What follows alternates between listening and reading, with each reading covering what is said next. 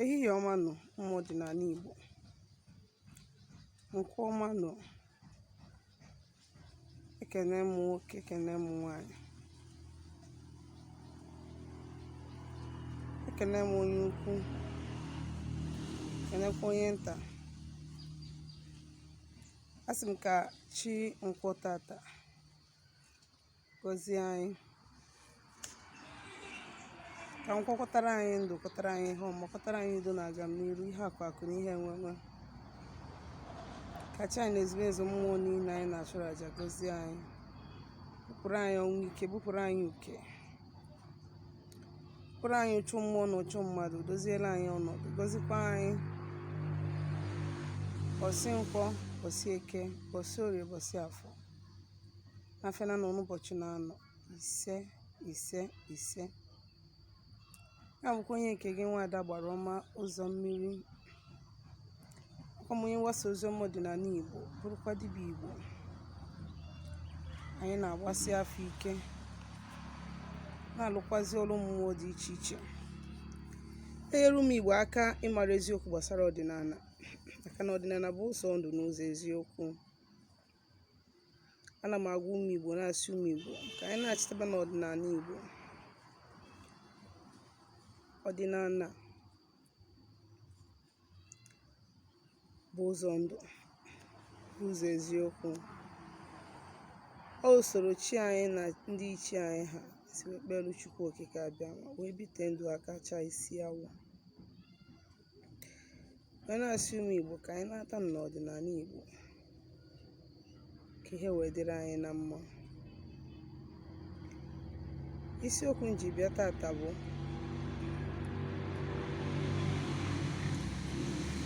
ịkọwalụ gị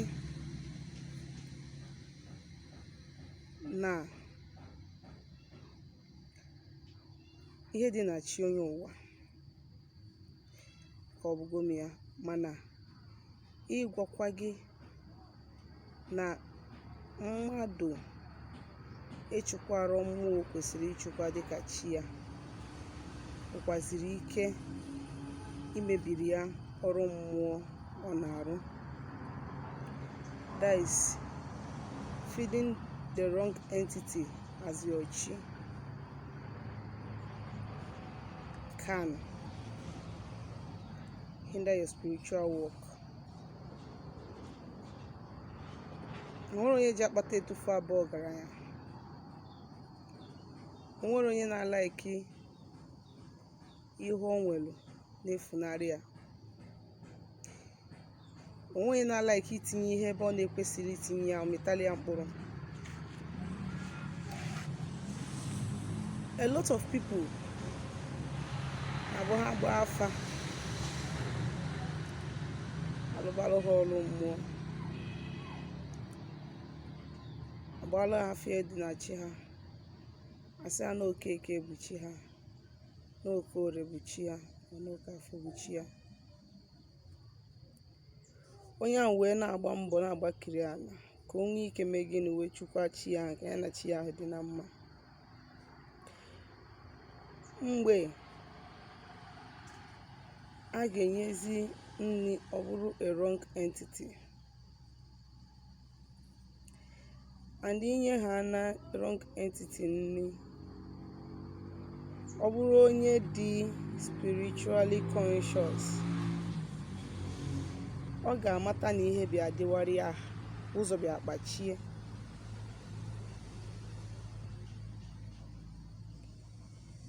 Ụfọdụ entity dị aghụghọ, o nwere ike inye ha, ha ewelu overshadow, mee suppress ya chi gị, meelu gị amasị, ibelivu n'onye uche gị ka ị na-enye ihe.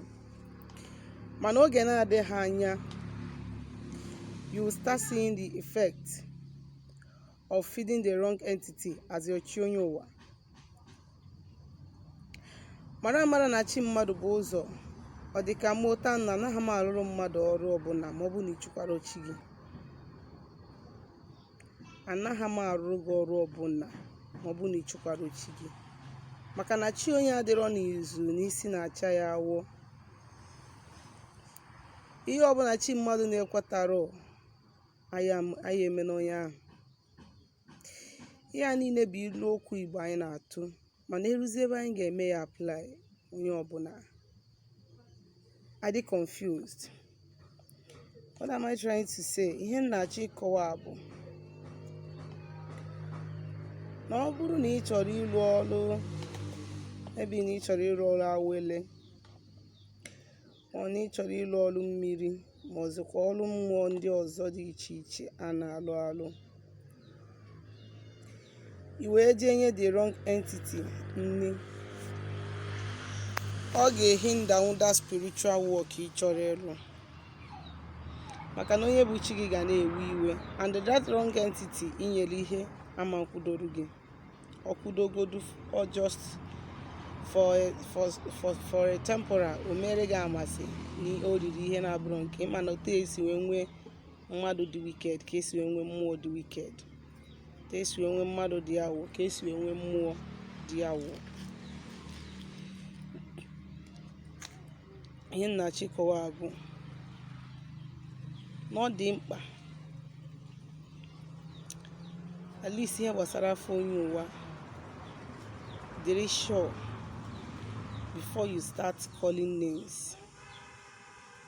Be sure before ibido kpọwa Okeke chi m bịa nara aja, Oke Ore chi m bịa nara aja, Okonkwo chi m bịa nara aja. Ọ bụrụ na ị dịrọ sure, just chi onye ụwa onye dị ụta dị ụta is okay. Chi onye ụwa Ifeanyị Chukwu Eke, onye kpọọ village gị, ikwu nne m bụ n'ebe dị ụta, na be ndị dị ụta, na village dị ụta, kpadata n'oge ka nne Chukwu, onye ọbụla nọrọ gị ụwa ga-ejiri ọsọ bịa weli ya. But ije kpọọ Okeke chi m bịa na mmegburu gị anụ, meanwhile na onye bụ chi gị bụ Okafọ, for na emesigo things up, and o nwere any spiritual work ị ga-alụ without chi gị na-aga. Mark ya na agwa gị, o nwere any spiritual work ị ga-alụ without chi gị na-aga. At least ị ga-echukwanata chi gị, at least ogodo na ichekwara ndị iche na ndị, mana chi gị nke ahụ bụ iwu. So ka ị malụ, maka ihe nji ekwu ihe a bụ na a lot of people nọ na this table for a long time. A lot of people have been feeding a wrong ancestor and wrong entities n'ụdị nọ ha bụ chi ha. A lot of people have been making this mistake. Ọ bụrụ onye ọbụla na-eke ekike ewo nzu amakasị onwe ya na-arụ bụ onye nwere mmụọ ji alụ ọrụ. You should be able to have the spirit of discernment. Ọ bụrụ onye ọbụla ịfụrụ pụtara na Facebook ma na YouTube kpọọ onwe eze nwanyị ma ọ dibịa, iwere onwe gị tọgbọrọ ya. You should be able to have the spirit of discernment. You should be able to communicate with your own spirit. You should be able to be convinced spiritually within your inner self.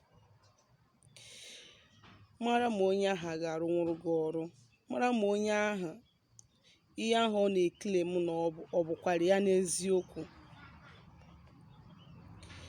Ka mmadụ afọ iri ya gbagharịa gị anya, onye ọbụla na-achọzi ịgba afa, ma onye na-adọtụbe agwụ ya, mana just na ọ nọ na o nwere kọl, ọ chọrọ ịgba afa ka o nwetaba ego, ma onye na-akpọbatabe ndị mmiri ụlọ, onye na-emepe align with forces, onye mmụọ na-ebidobe gwawa okwu chọrọ ime gịnị? Ịgba afa. Maka na ọ bụrụ na onye asị gị ka ọ nata gị afa je na aka onye ọzọ gbaa, ihe ekwere na o nwee ihe ọma ọ na-arụ, ọ ya asị gị ka ọ gbaalụ gị afa, iwe relax ya, ọ gbagharịere gị nonsense iji na-awụfu ego gị. You should be able to have the spirit of discernment.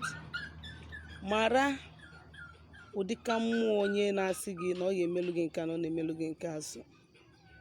Ihe dịka chi onye ụwa, at least onye agbarụ gị, onye ọzọ gbakwarụ gị ya na nwere ihe o mere. Ka ị dị sure, if you must know the entity by name, ka ị dị sure, mana afụnube m ebe a sị na mmadụ amara afa chi ya melụ na onye ahụ ama nchụkwanwu ya. Ọ bụrụ eziokwu, ọ na-eme eme n'ọdịnala Igbo. Ka ọ hapụ ịbụ ịchụkwa the wrong entity, ijebe ịlụ ọlụ mmiri nke bụ chi gị ama nkwesolu gị maka na gị na ya adịrọ na mma. Maka na as far as ọlụ mmiri dị concern, before ịlụ ọlụ mmiri gị na chi gị ga-adị na mma. Nke ahụ bụ iwu ka ọ bụ. Aka m bụkwa onye nke gị, Nwaada Agbarọma Ụzọ Mmiri. Chetakwana m onye mgbasa oziọma ọdịnala Igbo, bụrụkwa dibịa Igbo. Onwe ajụjụ ị nwere ịjụ m gbasara ihe ndị a nkụzi taa, ma ihe ndị na-akụzi na mbụ, maọbụ ihe ọbụla gbasara ọdịnala Igbo, maọbụ na ịchọ ka agbaalụ gị afa ma ọ lụọ ọlụ gị ọlụ, ma biko zitere m ozi na my WhatsApp nọmba na 07037311663. Nwa ka emesịa.